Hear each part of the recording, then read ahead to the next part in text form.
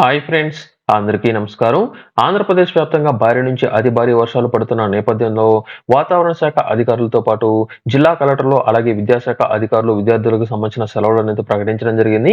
అయితే ఈ రోజున అన్ని జిల్లాలకు కాదు, కొన్ని జిల్లాల్లో మాత్రమే ఈ రోజున రాష్ట్ర వ్యాప్తంగా సెలవులు ప్రకటించినట్లు సమాచారం రాగా ఏ ఏ జిల్లాల్లో సెలవులు అనేది రావడం జరిగింది. అలాగే ప్రస్తుతం వాతావరణానికి సంబంధించిన కొంత అప్డేట్ ఈ వీడియోలో నేను మీకైతే తెలియజేస్తాను.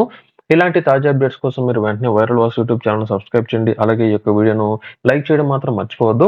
బంగాళాఖాతంలో ఏర్పడిన అల్పపీడనం కాస్త వాయుగుండంగా మారిందని, ఈ రోజున ఉత్తర, దక్షిణ కోస్తాలో భారీ నుంచి అతి భారీ వర్షం పడే అవకాశం ఉన్నట్లు వాతావరణ శాఖ అధికారులు తెలియజేయగా, అందరూ అప్రమత్తంగా ఉండాలని అధికారులైతే తెలియజేయడం జరిగింది.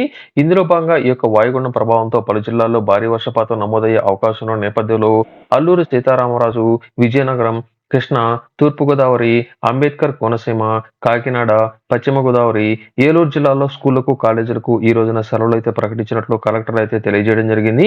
ఈ యొక్క జిల్లాల్లో ఈ రోజున సెలవులు అనేది ప్రకటించగా రేపటి రోజున ఆదివారం కాబట్టి ఎలాగో సెలవు అనేది ఉంటుంది. మిగిలిన జిల్లాల్లో మాత్రం సెలవులు అనేది తెలియదు. ప్రస్తుతం ఏదైతే వర్షపాతం తక్కువగా నమోదవుతున్నాయో ఆ యొక్క జిల్లాలో మాత్రం యథావిధిగా పాఠశాలలు, కాలేజీలు అయితే ప్రారంభం కాబోతున్నాయి. అయితే ఇందులో ఏదైతే చెప్పిన లిస్టులో ఉన్నాయో వీటికి మాత్రం రాష్ట్ర వ్యాప్తంగా ఈ రోజునైతే సెలవులైతే ప్రకటించడం జరిగింది.